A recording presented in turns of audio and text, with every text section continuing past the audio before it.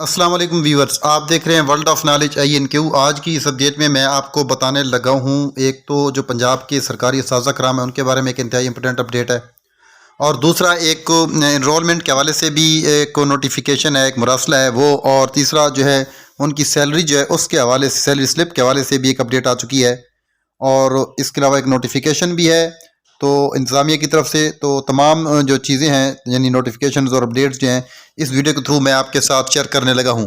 अगर आप मेरे इस चैनल पे नए हैं और उसको आपने पहले सब्सक्राइब नहीं किया हुआ, तब इसको सब्सक्राइब भी कर लें और बेल आइकन को प्रेस भी कर दें, ताकि इस तरह की जो भी वीडियोज़ आएँ वो आप तक बर वक्त पहुँचती रहें और आप इससे इस्तेफादा करते रहें। ये चैनल हमेशा की तरह जो भी लेटेस्ट अपडेट होती है, पंजाब एजुकेशन डिपार्टमेंट से रेलिवेंट जो कोई भी ब्रेकिंग न्यूज़ या प्रेस कॉन्फ्रेंस होती है, या सैलरी और अलाउंस से रेलिवेंट कोई भी खबर होती है, तो वीडियोस की फॉर्म में आपके साथ बर वक्त शेयर की जाती है। सबसे पहले मैं आपको बताने चला हूँ कि जो सैलरी स्लिप है उसके ऊपर क्या होता है। आपकी सैलरी स्लिप पर क्या लिखा आता है और आप किस कैटेगरी में वो देखें। एक्टिव परमानेंट हो तो इसका मतलब 100% आप परमानेंट हैं, ये 100% यकीनी होती है। तो सैलरी स्लिप के ऊपर ये कुछ चीज़ें ऐसी होती हैं कि ये देखने में तो जनरल चीज़ें नज़र आती हैं, लेकिन बाज़ का तो ऐसी कोई कॉम्प्लिकेशन पैदा हो जाती है जिसकी वजह से क्लियरेंस नहीं होती जो एम्प्लॉय होते हैं उसको।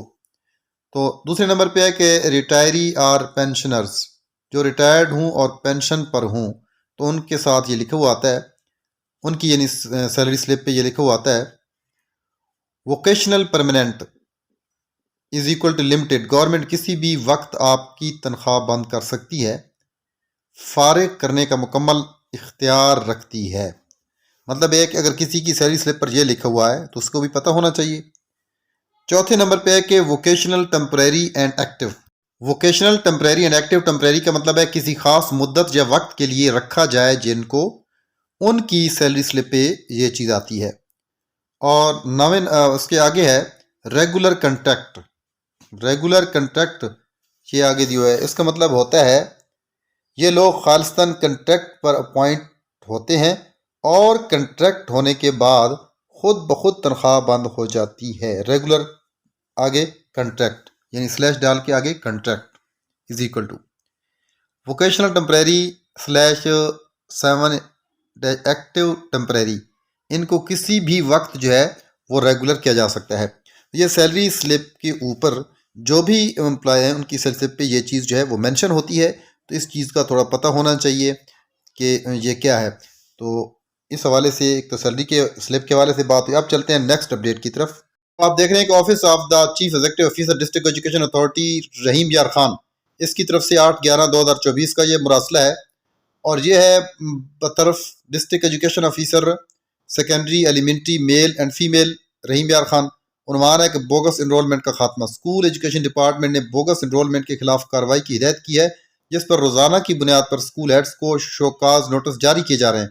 आप तमाम स्कूल हेड्स को तनबीह कर दें कि मौका 11 नवंबर 2024 तक अपनी इनरोलमेंट को रोजनामचा और सिस्ट पर बराबर कर लें और बच्चों की 100% हाजिरी को यकीनी बनाएं।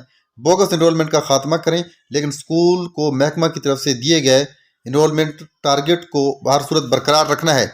लिहाजा आइंदा अगर किसी स्कूल में बोगस इनरोलमेंट पाई गई और बच्चों की हाजिरी टारगेट के मुताबिक न हुई तो इनके खिलाफ हस्ब ज़ाब्ता कार्रवाई अमल में लाई जाएगी। Chief executive officer district education authority Rahim Yar Khan. तो यहाँ पे मैं एक बात की वजाहत करता चलूँ कि हर दौर हुकूमत में कोई ना कोई ऐसा नया एक्सपीरियंस किया जाता है, एक तजर्बा किया जाता है कि जिसकी वजह से फिर अगला जो दौर हुकूमत आता है किसी का, तो उसमें उसको उसका खमियाजा भुगतना पड़ता है।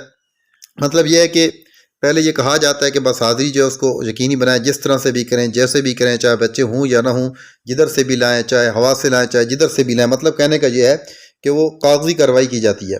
और काफ़ी ऐसी चीज़ें हैं कि माजी में भी ऐसा होता रहा है, आज से 10-12-15 साल पहले भी ऐसा होता रहा है। मतलब ये कि ऐसे मामलात हैं ये कि जो इनको अब शुरू से देखना चाहिए था, अब इनको अर्जेंट बेसिस पे किया जा रहा है। अब चूँकि डेटा जो है सिस के ऊपर जो है वो मुंतकिल हो चुका है, तो अब ज़्यादा काफ़ी मसाइल जो है हेड को भी हैं और टीचर्स को भी हैं, क्योंकि जो इदारे के अंदर पढ़ाने वाला टीचर है या जो एडमिनिस्ट्रेटिव पोस्ट पे बैठा हुआ हेडमास्टर है, उसको ही बेहतर पता है किस तरीके से ये मसाइल हैं। ऊपर से अगर कोई भी ऑर्डर आता है तो उसको फॉलो करना भी हेडमास्टर की या टीचर्स की भी मजबूरी है।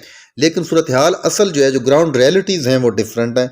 इसमें टीचर जो हैं उनको शुरू से ही ऐसा अनऑथराइज कर दिया गया है और बेख्तियार कर दिया गया है कि हाज़िरी भी पूरी करें, बच्चों के नाम भी स्टक ऑफ ना करें, ड्रॉप आउट रेट भी कम ना हो, और टारगेट जो है वो भी पूरा करना है। अब टारगेट कैसे पूरा किया जाए? इस कोरोना का जो पीरियड आया है उस पीरियड के दौरान जो मसाइल पैदा हुए हैं ख़ास तौर पर जो टीचर्स के लिए कि बच्चे जो हैं वो स्कूल नहीं आए और काफ़ी बच्चे छोड़ के काम पे चले गए। अब पेरेंट्स जो हैं वो फिर इस बात पे एग्री भी नहीं हुए कि देखें जी गुर्बत है, महंगाई है, तो हम बच्चों को स्कूल नहीं भेज सकते। अच्छा, कुछ पेरेंट्स को अगर फोर्स भी किया जाता है, उन कंपेन भी चलाई जाती है, तो फिर भी वो एग्री नहीं होते, कुछ माइग्रेट कर जाते हैं। ये सारी चीज़ें जब काउंट होती हैं और इनको अगर इस तनाजुर में देखा जाए तो ये ओवरऑल जो सिचुएशन है इस पे एक यूँ समझे कि एक इस पे एक ऐसा परमानेंट एजेंडा बनाने की ज़रूरत है, गौर व फिक्र करने की ज़रूरत है। लेकिन सिर्फ अगर टीचर को प्रेशराइज किया जाएगा उसको कंपेल किया जाएगा, ठीक है, वो अपने तक पूरी कोशिश करेगा, एनरोलमेंट भी बराबर करेगा उस ढांचे के मुताबिक, तो फिर उसमें एक प्रॉब्लम ये भी बनेगा, जहाँ पे तादादें ज़्यादा हैं वो कम हो जाएंगी। अब कम तादादें होंगी फिर इसमें और भी मसाइल पैदा हो सकते हैं, जैसे कि निजकारी है, फिर जी कहा जाएगा कि तादाद कम है तो इसको प्राइवेटाइज़ किया जाए, इसकी प्राइवेटाइजेशन की जाए।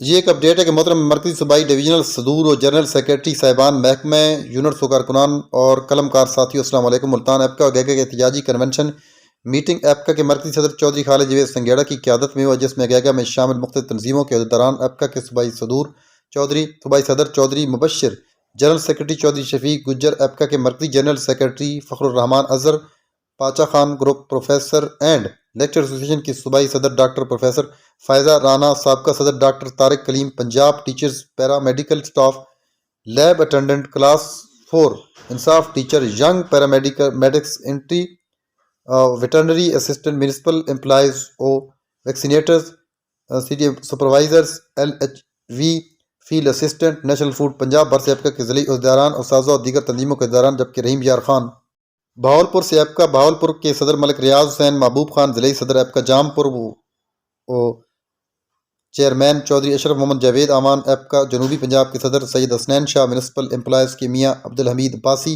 मोहम्मद मंसूर सादिक, सीनियर नैब सदर APCA Punjab Rana Asad Mansoor, media adviser APCA Lahore division Ahmad Bhatt, press secretary और दीगर अनमोल मैरिज हाल मुल्तान में शरीक थे।